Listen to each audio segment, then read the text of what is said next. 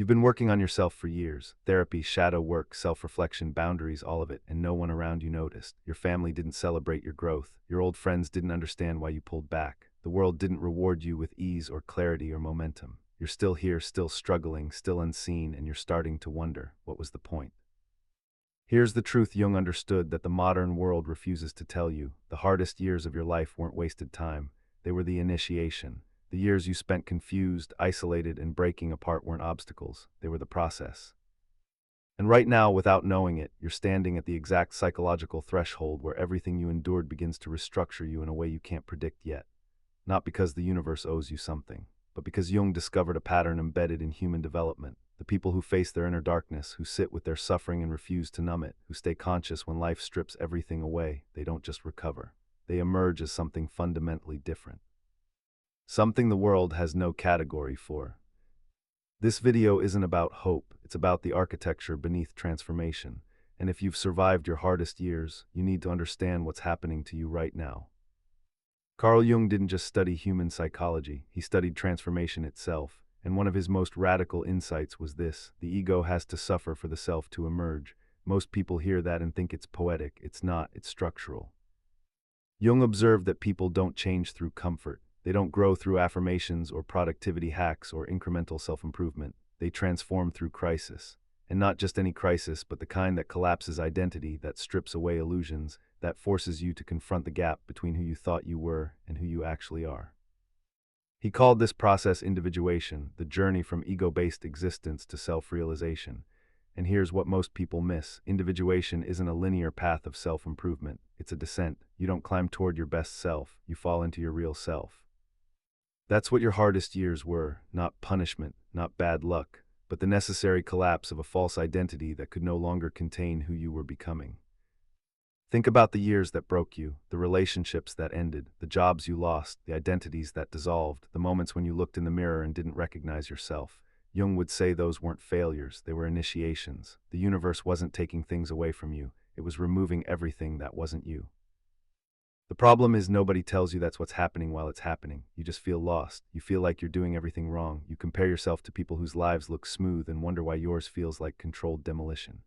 But Jung understood the people whose lives look smooth haven't started the real work yet. They're still operating from the persona, the social mask, the acceptable version of themselves. And one day that mask will crack. For you, it already did. During his own psychological crisis, Jung's experience of overwhelming inner chaos led him to a breakthrough realization. These experiences weren't pathological. They were evolutionary. The psyche was reorganizing itself at a higher level of complexity. And that's what happened to you. Your hardest years weren't breakdowns. They were breakthroughs that looked like collapse from the outside. Let me be specific about what happened during those years. You met your shadow not metaphorically, literally. The shadow in Jungian terms is every part of yourself you denied, repressed, or exiled because it didn't fit the image you were supposed to maintain. Your anger, your selfishness, your entitlement, your coldness, your need for power, your capacity for cruelty. Every trait you labeled bad and shoved into your unconscious. Most people spend their entire lives avoiding their shadow. They project it onto others. They blame the world. They stay busy so they never have to sit with the parts of themselves they hate. But during your hardest years, you didn't have that option. Life cornered you. It forced you into isolation, into stillness, into situations where you had to face yourself with no distractions and no escape. And that's when the real work began. Shadow work isn't journaling prompts. It's the moment you realize, I'm not the victim in every story. Sometimes I'm the one who abandoned myself. Sometimes I pushed people away because intimacy terrified me. Sometimes I chose comfort over truth. Sometimes I stayed small because being seen felt too dangerous. But here's the part no one talks about. There were nights you weren't noble, you weren't healing. You were bitter, resentful, quietly hoping someone else would fail so you wouldn't feel so far behind, and that terrified you, because it shattered the story that you were the good one, the conscious one, the self-aware one. That moment when you saw your own pettiness, your own jealousy, your own cruelty, that's where real integration begins, not when you forgive yourself, but when you stop pretending those parts don't exist. The shadow isn't evil, it's unconscious. And Jung's entire framework rests on this principle. What you don't integrate, you project. What you don't own, you attract. What you refuse to see in yourself, you'll meet in the world over and over until you finally turn around and face it. That's what your hardest years did. They shattered your illusions. They stripped away your defenses. They forced you to see the parts of yourself you'd been running from your entire life. And when you finally stopped running, when you sat there in the wreckage of your old identity and said, "Okay, this is me, all of it," Jung would say, that's when individuation began. Research on post-traumatic growth shows that people who confront trauma and integrate it don't just recover. They report a new sense of personal strength, deeper relationships, and a clearer sense of meaning. They don't just bounce back, they transform into someone stronger than they were before the crisis. That's not resilience, that's alchemy, and you've been in the fire. Here's the part nobody talks about. The reason your hardest years felt unbearable wasn't because you were weak. It's because transformation requires the death of your old self, and that death is felt, it's not metaphorical. You grieve the person you used to be. You mourn the life you thought you'd have. You experience an existential disorientation so profound that people who haven't been through it can't even comprehend it. Jung and other mystics called this the dark night of the soul. It's the phase where meaning collapses, where nothing makes sense anymore, where all your old coping mechanisms stop working, where you can't even remember who you were before everything fell apart. There were mornings you woke up and your chest felt heavy before you even remembered why. You would stare at the ceiling, not sad, not dramatic, just empty, as if someone had removed the future from your body. And here's why it had to happen, because your old identity was built on external validation, on performing, on meeting expectations, on staying small enough to be loved, palatable enough to be accepted. That version of you was never going to lead you to sovereignty. It was a survival strategy dressed up as a personality. The dark night destroys that. It pulls the rug out from under every false belief, every people-pleasing pattern, every identity you clung to for safety. And when it's over, when you finally crawl out of that void, you're not the same person. You can't be. The old you died in that fire. During the dark night, the shadow emerges. The unconscious floods the conscious mind. Everything you repressed comes to the surface. It's terrifying, but it's also necessary, because you can't integrate what you refuse to see, and you can't become whole while hiding from half of yourself. Let me tell you what happened during your dark night that you probably didn't recognize at the time. You stopped performing. You stopped trying to convince people you were okay. You stopped pretending you had it together. And in that rawness, in that brutal honesty with yourself, you made contact with your real self for the first time in your life. That's the gift of the dark night. It strips away every illusion. And when nothing is left, what remains is you, not the curated version, not the acceptable version, the real, unfiltered, unedited you, the self Jung spent his entire life trying to help people find. If you're watching this, you're likely in one of two places. You're either still in the dark night or you've recently emerged from it. And if you've emerged, you've probably noticed something strange. You don't fit anywhere anymore. Your old friend groups feel shallow. Small talk feels unbearable. The things that used to matter, status, appearances, approval, don't move you anymore. You become allergic to performance. You can't fake enthusiasm. You can't pretend to care about things that don't matter. You've lost your tolerance for superficiality. This isn't bitterness. This isn't cynicism. This is what Jung called psychological integration. You're no longer split between your persona and your shadow. You're no longer performing a role. You've become internally coherent, and that coherence makes you incompatible with systems built on pretense. Here's what's about to pay off. You've done the inner work that most people will avoid their entire lives. You've faced your shadow. You've survived your dark night. You've integrated your pain instead of numbing it. And now, without even trying, you're operating from a different level of consciousness. Jung called this the emergence of the self, capital S, not the ego, not the persona. The self, the organizing center of the psyche that exists beyond social conditioning, beyond trauma, beyond identity. The part of you that was there before the world told you who to be. And here's the kicker, people can feel it, they can't name it, they don't understand it, but they sense that something in you has changed. You're not trying to prove anything anymore. You're not performing, you're not seeking validation. You're just here, grounded, present, sovereign. And that presence unsettles people who are still trapped in their personas. Jung believed that after the collapse, we enter the second half of life. This is where individuation truly begins. We stop living for others and start living from the self. We become whole. That's where you are now. You're in the emergence phase, and everything you endured is about to make sense in ways you can't predict yet. So what exactly is about to pay off? Let me be specific. First, you've developed psychological immunity to manipulation. You spent years unraveling your own patterns. You've seen how projection works. You've witnessed your own self-deception. And now when someone tries to gaslight you, guilt you, or pull you into their drama, you see it immediately. You don't engage, you don't defend, you just observe and walk away. That's not coldness, that's discernment, and it's a superpower.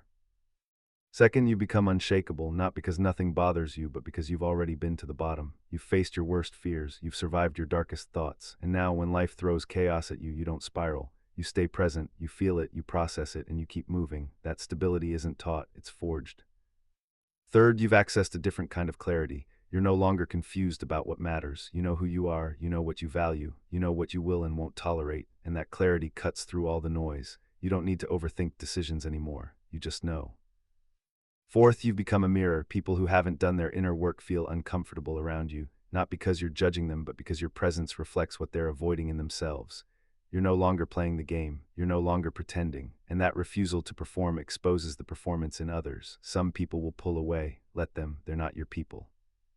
Fifth, you're starting to attract a different frequency of person, not the people who need you to fix them, not the people who want you to stay small so they feel safe, but the people who have also done the work, the ones who recognize your journey because they've walked a similar path. These connections feel different, effortless, deep, real. That's not luck, that's resonance.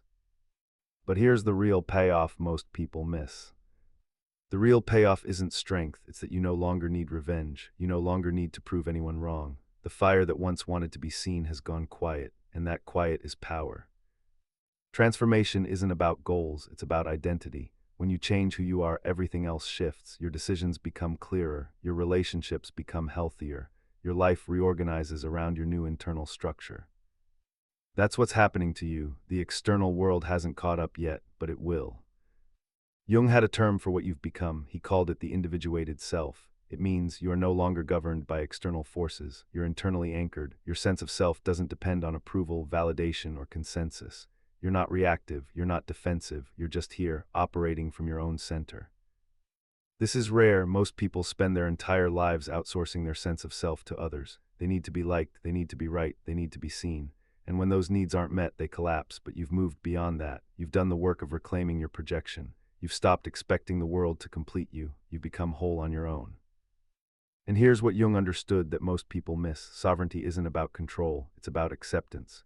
It's about looking at yourself, all of you, the light and the shadow, the wounds and the gifts, and saying, this is me. I don't need to change to be acceptable. I don't need to shrink to be safe. I am enough as I am. That's the payoff, not success, not recognition, not external validation, but internal coherence. The ability to stand in your truth without apology. The ability to say no without guilt. The ability to exist as yourself without needing permission. And when you operate from that place, life starts to respond differently. Opportunities appear. Connections deepen, doors open, not because you're chasing them, but because you're finally aligned. You're no longer sending mixed signals. You're no longer split between who you are and who you think you should be. You're integrated, and integration attracts. But here's the honest part, even now it's not always easy. You've changed, but the world around you hasn't. People still expect the old you. They still project their needs onto you. They still want you to play roles that no longer fit, and when you refuse, they don't understand. They call you distant, cold, changed, and they say it like it's a bad thing. Jung would tell you that discomfort is the final test. The world will pressure you to go back, to shrink again, to perform again, to make yourself small so others feel safe. And if you give in, if you abandon the self you worked so hard to uncover, you'll lose everything you gained. The dark night will have been for nothing. But if you hold your ground, if you stay anchored in the truth of who you've become, something shifts. The people who can't meet you here fall away, and the people who can show up. You don't need to explain yourself anymore. You don't need to justify your boundaries. You just exist, integrated and whole, and the right people recognize it. This is the final integration. This is where you stop waiting for the world to validate your transformation. You validate it yourself. You trust what you know. You honor what you've survived, and you move forward not from ambition or fear, but from alignment. Here's what to do now. Stop performing, stop trying to convince people you've changed. They'll either see it or they won't. Your job isn't to prove your growth. Your job is to live it. Protect your sovereignty. Don't give it away to keep the peace. Don't shrink to make others comfortable. The moment you start performing again, you lose the ground you've gained. Trust the lag. The external world takes time to catch up to your internal transformation. Opportunities, connections, clarity, they're coming. But they won't arrive on your timeline. They'll arrive when you're fully anchored in who you've become. Find your people. Not everyone will understand your journey. That's fine. But there are others out there who have walked this path, who have faced their shadow, who have survived their dark night. Seek them out. These connections will sustain you. Don't explain yourself. The people who need explanations aren't your people. The ones who recognize what you've been through won't need to be convinced. And finally, remember that the hardest years weren't wasted. They were preparation. They were initiation. They were the death that had to happen so the real you could be born. And now, standing on the other side, you're about to see why it all mattered. You thought the reward would be success. It wasn't. It was silence inside your own mind. And once you feel that, you'll never trade it for applause again. Your hardest years paid off not because the universe owed you something, but because you became someone the universe can work with. Someone awake, someone integrated, someone who is no longer at the mercy of anything.